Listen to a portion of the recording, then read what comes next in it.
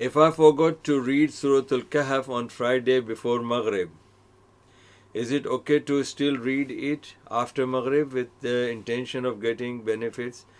You can read Surah Kahf 24/7 inshallah. But like for example, when we are doing something regularly, it has got different values, and when we do something for a specific reason, it has got different values. So reading of the Quran generally is the best thing. خَيْرُكُمْ مَنْ تَعَلَّمَ الْقُرْآنَ وَعَلَّمَهُ.